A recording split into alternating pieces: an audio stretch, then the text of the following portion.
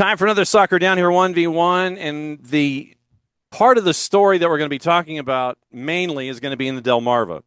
And in my investigating, getting ready for this interview with founder, president, and CEO of Catena FC, Bryan Watson, part of the new NPSL in 2027, I came across a piece of information, Bryan, that links back to a lot of the gear that I have, or at least some of the gear and some of the stories that I've covered in my 900 years of doing sports. First off, thanks for dropping by. That was a heck of an intro, I know. I did not realize that I was going to be having a bit of a discussion in and around the history of Arena Football 2.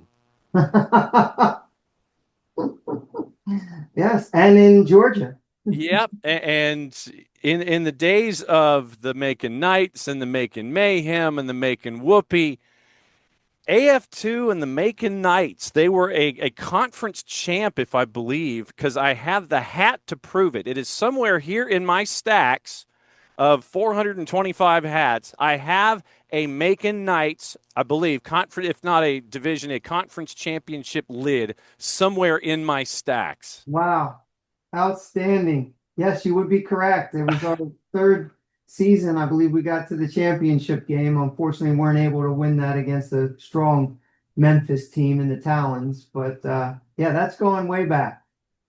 What have you learned about yourself as a founder, president, CEO, captain of industry, creator of sports franchises from that time in AF2 in Middle Georgia, plus other franchises and such, to where you are now, where you're getting ready to launch this franchise in the NPSL come 2027? Well, it's really interesting because I've always been a soccer guy. That's what I played in college, and it's always been a huge part of my background. And very quickly after I graduated, I realized I missed sport, just sport in general. And had the opportunity to get my master's degree down at St. Thomas in Miami, worked for Chris Everett and for the Dolphins, who have been I've been a lifetime fan of the Miami Dolphins, so that fit in as well. And I'll tell you that the AF2 was a tremendous experience as a younger professional in that it was a upstart league. It was designed as a single entity concept as MLS kind of created in those days. And I think one of the biggest things was I knew I was in Central Georgia, where the Macon Whoopee, still the greatest name in professional sports history for me, was a team that was playing in a very football-rich environment. So knowing that we would have access to very good players in our area was a big part of our drive to put that together. So that part, the playing piece and just the organization, there were some great owners in that league that had some tremendous success in minor league baseball and minor league hockey. So it was a good foundation for me, to be honest. So then why pull the trigger on a soccer franchise at this point of your construction projects in sports? Yeah, so we started Matrix Soccer Academy here in 2015. And I say we, my partner Charlie Jackson, who founded Matrix Soccer Academy, when he started, it's a development concept. It's how we train our youth. It's fairly unique. He started it when he worked for Manchester United in 2006. A lot of it came from his relationship with Rennie Mulstein. And then he's gone on to work with Manchester City now for, I think he's going on 15 years or so. Them's fighting words, man. Yeah, those two together don't mix too well. So it's been an interesting journey, but way back in 2015, we had a parent presentation, and one of the things that was our goal was to found an NPSL team, believe it or not. So it has taken a while, but we finally gotten there. Since then, Charlie has trained a lot of players independently through the Matrix concept. Three of our top players are Scott McTominay, who played for Scotland here a few weeks ago. Adam Wharton, who unfortunately didn't make the England roster, but is an up-and-comer for sure. And the U.S. men's national team, Anthony Robinson, is a player of ours. So it's very exciting times for the players that he's helped develop. And now we feel like it's an opportunity that this region needs and has a flavor for. And when Scott found legit tomatoes over in Napoli, he is completely and totally glammed up, and you've seen a difference. You've seen a difference in him. For those that don't know, how would you break down what soccer means in the Delmarva? For those of us who are in our sections of the footprint, we kind of know and we know where it's growing and we know where it's been. How would you break down what the Delmarva means to soccer and vice versa? Yeah, so Delmarva is a peninsula that is Delmarva obviously is Delaware, Maryland, and Virginia. So we're kind of a unique peninsula that's outside of the DC, Baltimore area, south of New Jersey. And it's a very diverse community here. We have a large Haitian community that is in the Salisbury area. We have a very large Hispanic community, and that's, Mexico, Guatemalan, Venezuela, Colombian, and it has had a soccer passion for many years. Um, and those countries and those people, it's part of their culture. So it's taken many years to kind of integrate all of that. And it has happened. We have some tremendous players that are coming out of the area that are playing at high levels in college. We've had several players now play for the Annapolis Blues, both on the women's side and the men's side. So it's kind of this quiet storm that's been going on for some time, and we think the rest of the soccer community needs to know about it. So why the NP? Because you mentioned Annapolis Blues, and we know what Michael has done in the league and what he's done across development of franchises and such. It's an alphabet soup out there right now in some aspects when it comes to leagues and divisions and geography and all this kind of stuff. What was it about the NP specifically, going all the way back to your beginnings? You were like, yeah, this is where we need to go. That idea didn't change. It seems to have just reinforced and held, from the time that you initially thought. What is it about the NP that attracted you? To be honest, the leadership there has been very consistent over the years. We've kept an eye on it. My conversations, and I've looked at different opportunities.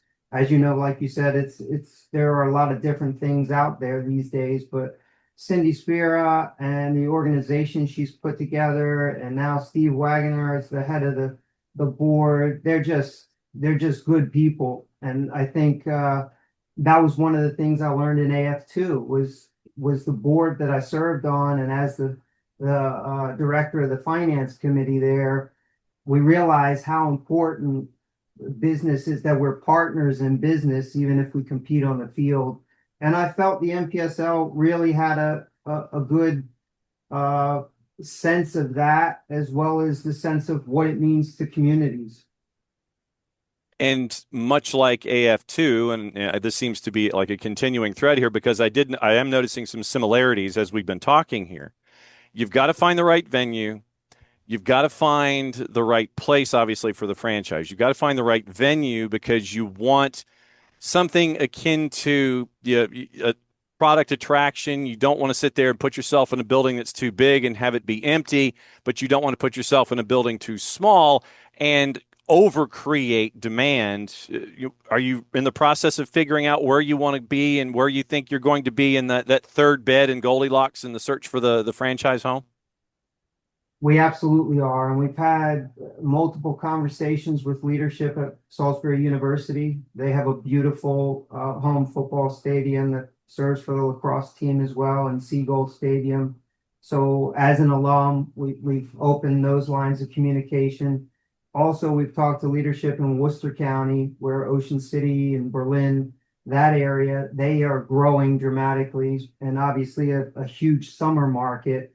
So there are multiple conversations. It's funny you bring up AF2 because it does take me back to those days, and with the Knights and working with Macon's Coliseum, and Columbus, Georgia, which is right around the corner, had just built a brand new facility as well. So it as you know, it helps to have options, and hopefully those entities are interested in partnering with us, and we'll find a good home. But I couldn't agree with you more. You don't want too big a facility. You want an intimate environment that is a tremendous experience for all those involved. Yeah, and you mentioned Columbus, and you had the War Dogs that were there in South Commons at the Civic Center, and you could bring in a guy like Jim Fife, who at the time was a legendary play-by-play announcer at Auburn University, and DJ Jones was a part of that broadcast crew, who is integral to Columbus, and so bringing in the right people from the outside also help in this because obviously you've got the infrastructure there, but bringing in those other folks that can represent you the right way, you got to hit that note right off the top. There's no doubt about it. It is a community investment, and those are the folks that drive the community in different pieces, and they have to be a part of it, regardless of their affection for soccer or other sports. It's an offering, and we want to have a relationship with the Delmarva Shorebirds because they've done a tremendous job in our market. So all that comes into play, as you know, John, and that's a big part of how we move forward.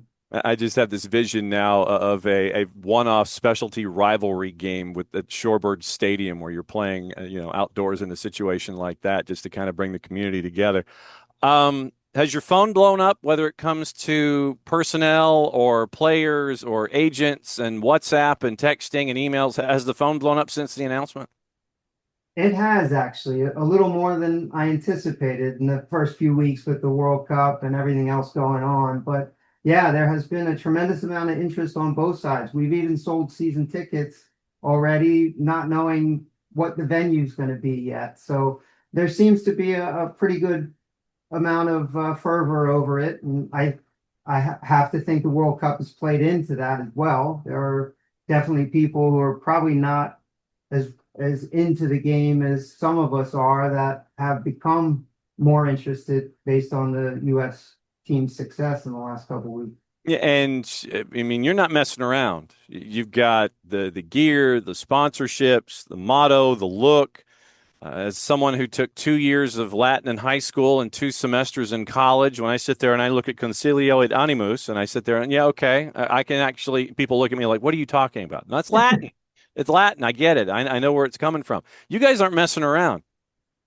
No, it's interesting. We've had this concept for a few years. You know, that the concept and the idea of Catena as a Latin term representing connection, continuity, and strength. So not just the physical aspects of the chain, but how wisdom is passed down across generations and trying to meld all of that. And as you've probably figured out from doing some research on me, I did work as a brand strategist out of Charlotte for a few years with professional teams. So all that seems to have come back and helped us create what we think is going to be a really neat thing for our communities. And you always mention one of the parts of the framework is meeting the standard, and literally from the player to the front office to those individuals, if I was to ask you what the standard is that has to be met, how would you explain it to someone who's on the outside that might want to be on the inside of this? Yeah, so culture is a really big thing for us from top to bottom. And going back to the AF2 days, again, that was really high on our list that we wanted to be extremely professional from top to bottom. And when you're in minor league sports, really, nobody there wants to be there forever. They have bigger goals, whether they're players, coaches, or staff. A lot of them want to go on to work for DC United or Philadelphia Union or maybe in other sports. So from our perspective, we have a very specific style of play that we want to play pretty football at the same time. So that standard is kind of how we judge everything. 100% working hard and that lunch pail kind of philosophy that comes with it. And at the same time, this is an announcement for 27. This is not an announcement this was not an announcement a couple months ago that could have led into 26. Obviously, giving yourself that kind of a runway is important considering all the different elements of this that you've got to meet, because there have been some folks that have jumped in and it was like November, December, January, and they were ready to jump in on 26. 27 seems to have been a very conscious decision on your part. It was. It's funny because we had these conversations early enough to probably play this season, and there was much discussion on whether that would assist us in taking advantage of a World Cup year, or can we parlay some of that excitement into a following season? And it just seemed too daunting to try and pull it together that fast. And as you know, you only get one shot at that first go round, and it's very important how you get out of the gate professionally and on the field. So it was very intentional that we had this kind of runway, just like you said. And I ask this of all of the folks that I talk to when it comes to new things. I know there is a to-do list to get you ready for 27, and everybody's sitting there and they're looking at, as you and I are talking, it's early July of 26. Oh yeah, that's only, 9 months away. And you're going like, no, no, it's 9 months away. There's a difference in delivering that sentence. And I know there's a to-do list to get to 9 months because it's going to be here like that. It could be on a legal pad like me, could be, on a calendar someplace, could be a Google Doc, could be, somewhere buried someplace, could be on one of those big white dry erase boards that is off camera from what I'm staring at right now in your office. It's got a bunch of different lines and squiggles and colors and phone numbers and looks like an offensive coordinator is running the spread or something like that with all of the passing routes. Where is the to-do list right now for Catena? And what do you think the next thing that you can cross off that list is as you sprint toward next spring? Right. It's a great question. And I thought maybe you were in my office there for a second because it is scribbled on a whiteboard and it is in Google Docs. It's pretty outlined, but that critical path for us right now is, we really want to nail down a venue because that's the most important thing for our sponsors to understand where we're going to be, how we're going to, what our game day experience is going to look like. That's very important on that side of it. At the same time, we'll be working diligently on the football aspects. I have a technical director. He's a local guy, Chase Humphrey, very involved in the game, knows the community, knows the college game, works with the women's team at Salisbury University. So we've got a time frame and calendar to start looking at talent this fall from a college perspective. What's local, even if they've left to play collegiately, they'll be home in the summer. So as you know, it's a kind of a unique summer league. We also have Charlie in the UK. And because it's a short 3-month season, like the World Cup, most of the players that are at academies have some time off and are very interested, as well as coaches, to participate in our programming. All right. So if you would please, sir, hit the promo for me and let everybody know how they can keep in touch with everything going on up there at Catena and the Delmarva as you guys get ready for 27, because it's going to be here before we know it. Go ahead and hit me. It absolutely is. And we've got a full-fledged website out now. So katenafc.com is where you can get most of your information.